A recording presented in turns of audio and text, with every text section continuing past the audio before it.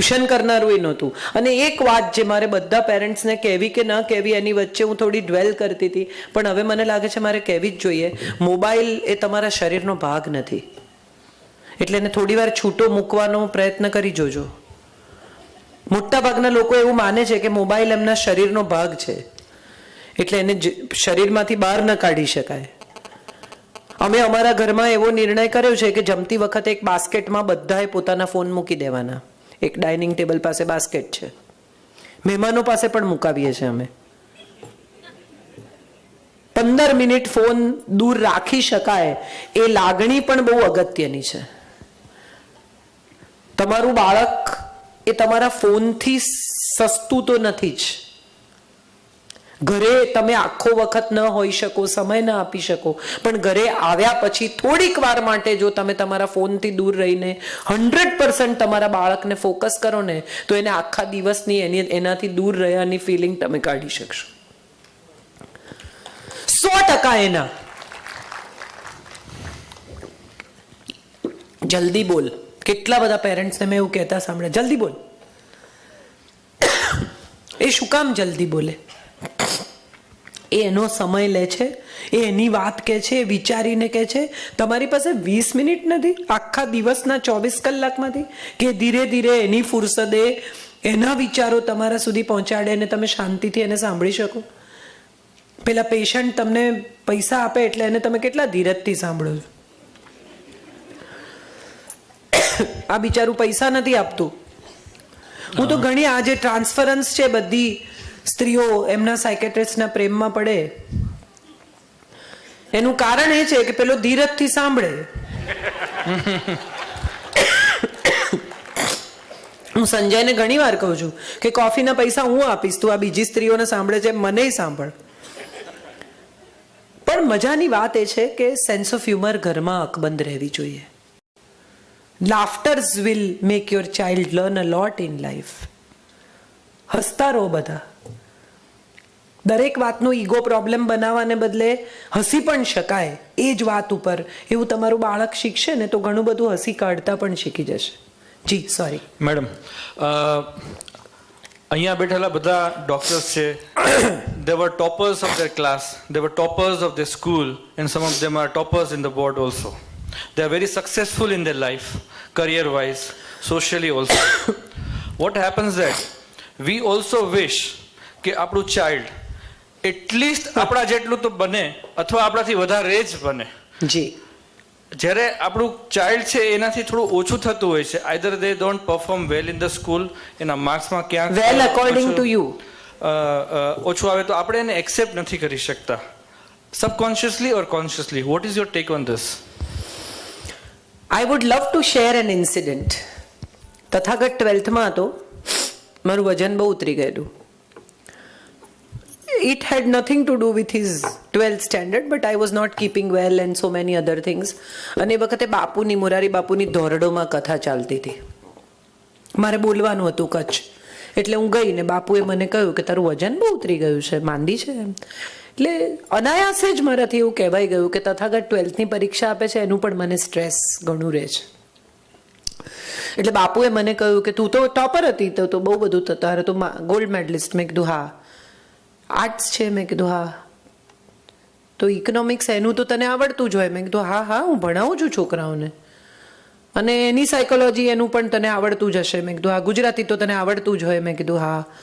ને મેં કીધું બધું બોલો, તમે નહીં માનો એની બધી કવિતાઓ હું અત્યારે મોઢે હું તો મને એમ થયું કે ઓહો હો એમ. એટલે મેં કીધું એ જે અત્યારે બધા સિદ્ધાંતોને આન તેને કરે છે બધું મને આવડે છે. એટલે થોડી ક્ષણ મારી સામે જોઈ રહ્યા અને પછી હસીને કહ્યું પણ પરીક્ષા તો આપવા એણે જ જવું પડશે ને. હું માનું છું આ જવાબ છે. એને જેટલું જે આવડે છે ને એટલું એને કરવા દો.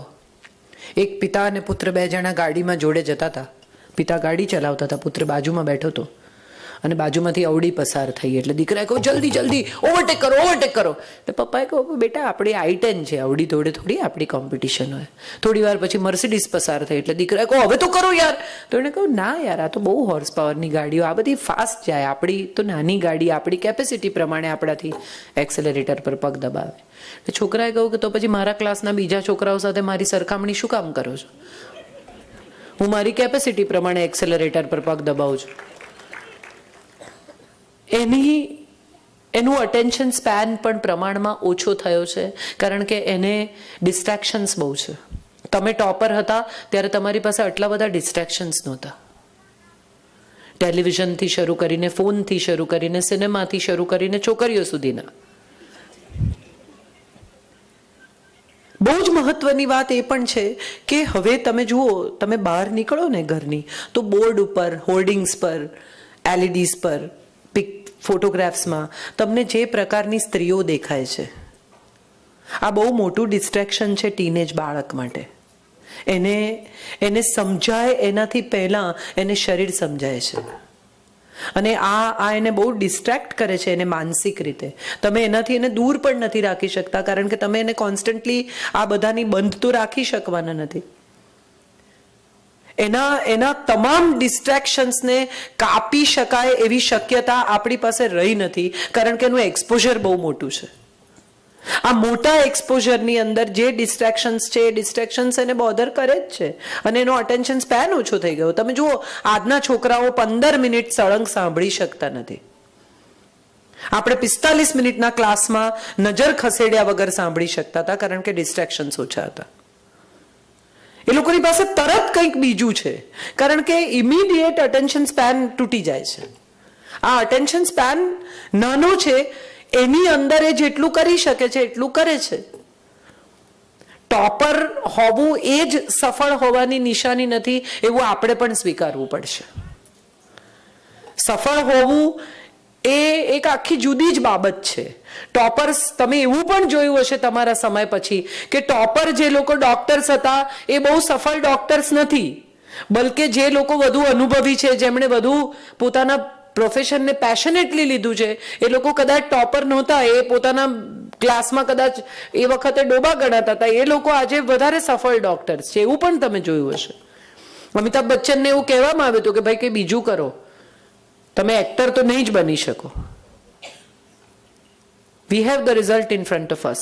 એલ્વિસ પ્રેસ્લીને એવું કહેવામાં આવેલું કે ભાઈ આ ટ્રક ચલાવવાનું કામ છોડતો નહીં, કેમ કે તું સિંગર તો બની જ નહીં શકે. એણે જે સ્ટારડમ ઊભું કર્યું એ પ્રોબેબલી પછીના કોઈ રોકસ્ટારને નથી મળ્યું. સો હું એવું માનું છું કે એ જે કરે છે તેને કરવા દેવું જોઈએ ને એમાં સપોર્ટ કરવો જોઈએ, અને ફેલ થાય તો એને કહેવું જોઈએ કે ચાલ આપણે જરા જુદી રીતે કંઈ બીજું ટ્રાય કરીએ.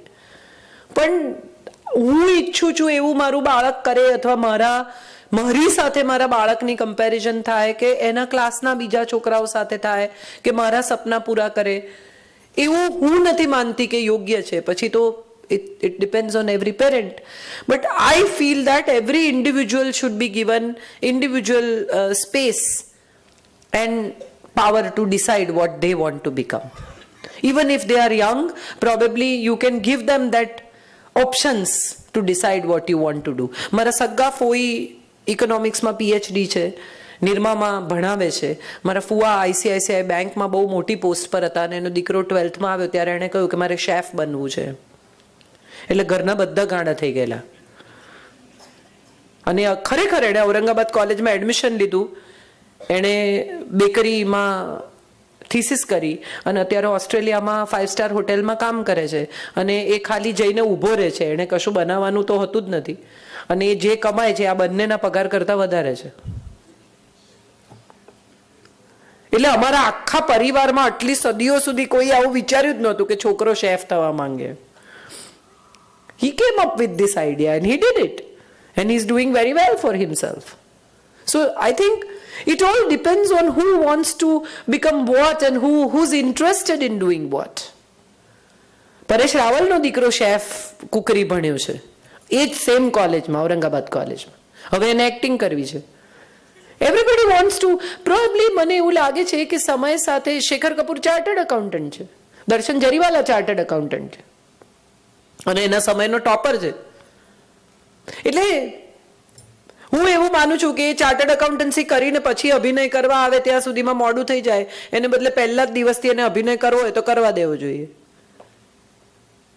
એના પિતા ચાર્ટર્ડ એકાઉન્ટન્ટ હતા, માટે એણે પણ હોવું જ જોઈએ, અને નહીં તો આ ધંધો કોણ સંભાળશે? જે મેં કહ્યું, આ ગાદી નથી કે કોકે ને કોકે આવીને બેસવું જ પડે. આવું મને લાગે છે, મારો ઓપિનિયન. જી. ગેજેટ્સ ને મીડિયાના યુઝ માટે શું પોલિસી હોવી જોઈએ બાળકો માટે? એના ફેસબુક ફ્રેન્ડ બનો સૌથી પહેલા. રિક્વેસ્ટ મોકલો. Seriously, I am not joking. તો બીજાના એના મિત્રને મોકલો. એના ફેસબુક પર કોણ કોણ છે એમાંથી ક્યાંકથી દાખલ થતા શીખી જાઓ. તમારું બાળક જે તમને નથી કહેતું ને બધું અપડેટ કરે છે. I am serious, I am very serious about it. તમારે એના ફેસબુકને સમયાંતરે ચેક કરવું જ રહ્યું. કેવી રીતે, ક્યાંથી, એ તમારે શોધવાનું છે. તમે ટેકનો સેવી નહીં થાઓ તો તમારા બાળક સાથેના સંબંધોમાં તમે એને પછાત લાગશો. આ બહુ જ અગત્યનું છે. અને બીજી મહત્વની વાત છે કે અમે બહુ જ બધા લોકો સાથે આ ડિસ્કસ કરીને હું પણ એવા નિર્ણય પર આવી છું કે તમે જેટલો યુસેજ ઘટાડશો એટલો એનો યુસેજ ઘટાડવા માટે તમે એને ફોર્સ કરી શકશો. જેમ કે જમતી વખતે ફોન નહીં વાપરવાનો.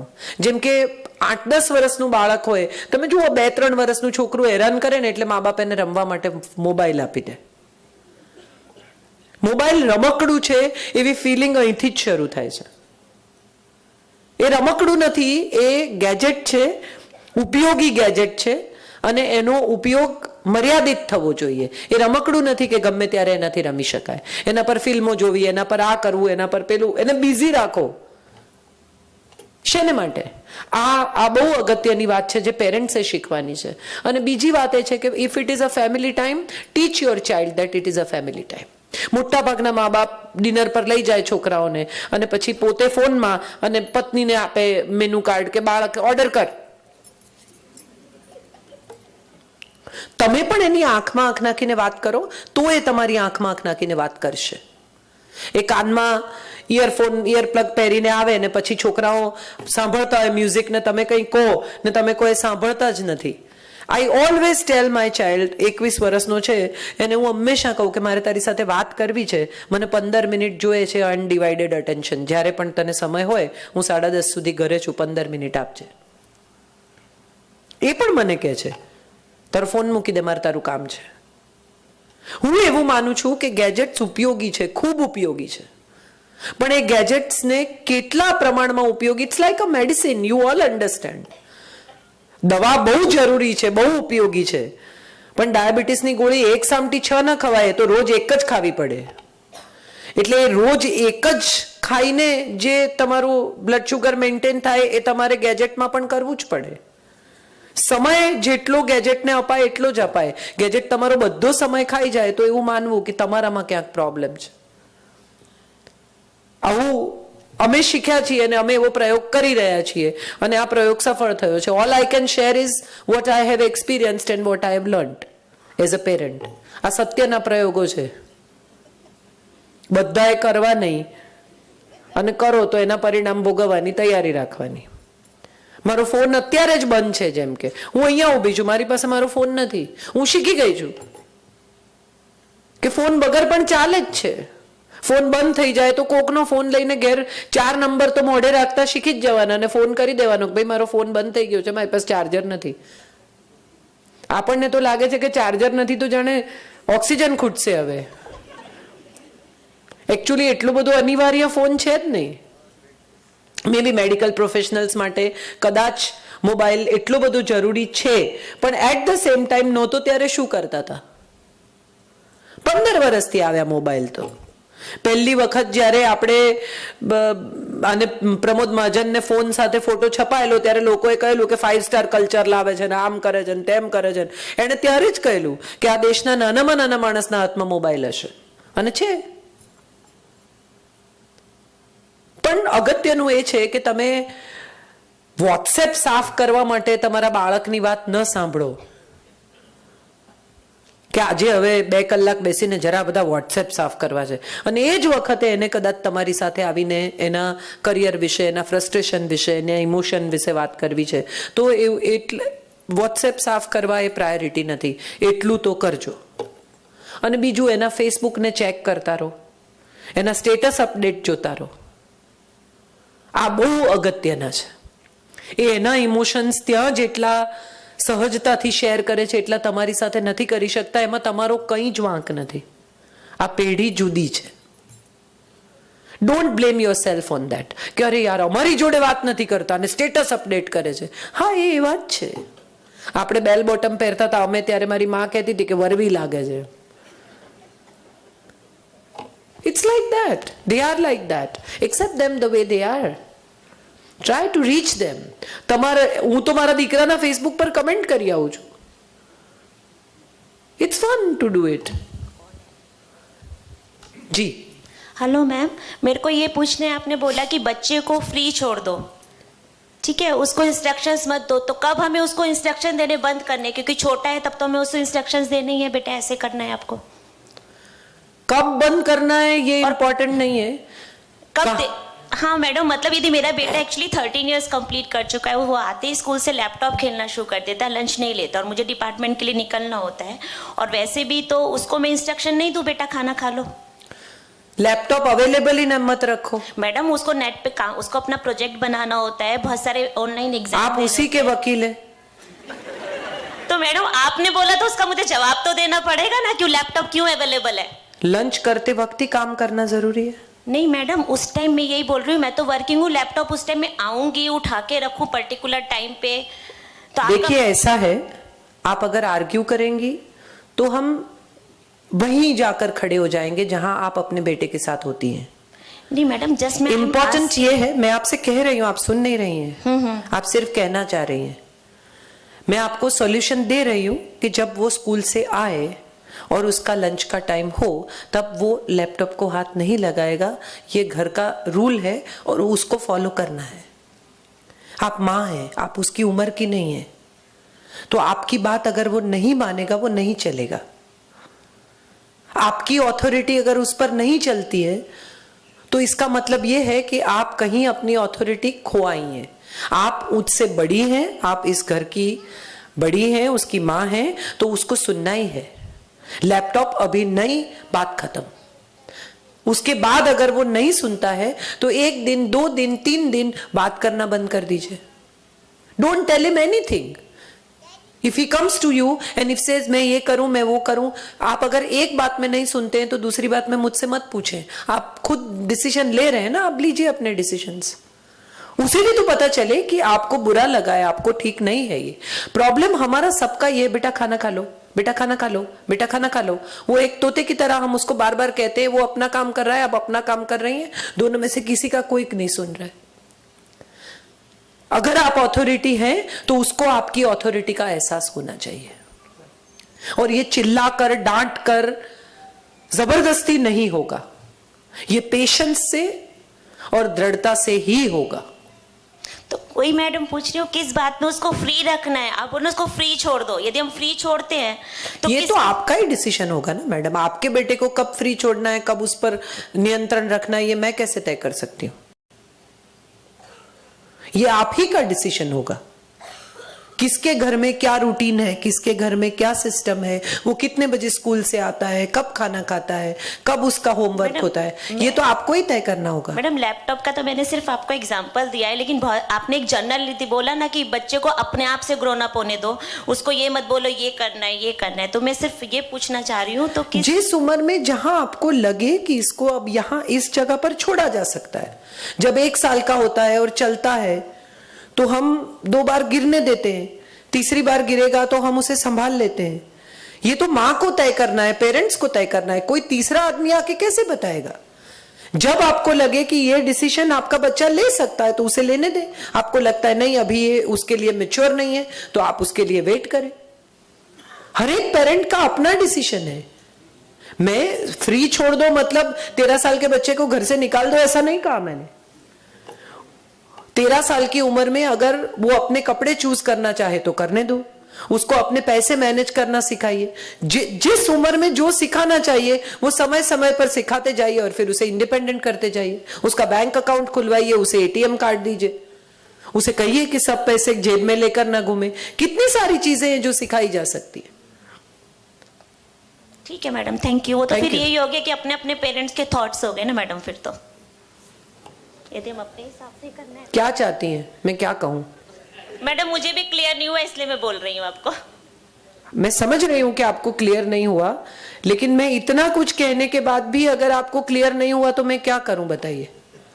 तो मैडम मेरे को क्लियर नहीं हुआ इसलिए मैं आपसे पूछ रही हूँ। मैं समझ रही हूँ आपकी बात। क्योंकि वही हो गया ना, फिर पेरेंट्स के सबके अपने थॉट्स ही है ना, अपने थॉट्स से उनको करना है कि हमें इस टाइम ये करना है, और फिर तो हमारे थॉट्स ही उन पे अप्लाई हो रहे हैं ना, हमें जो लगे वही करना है। तो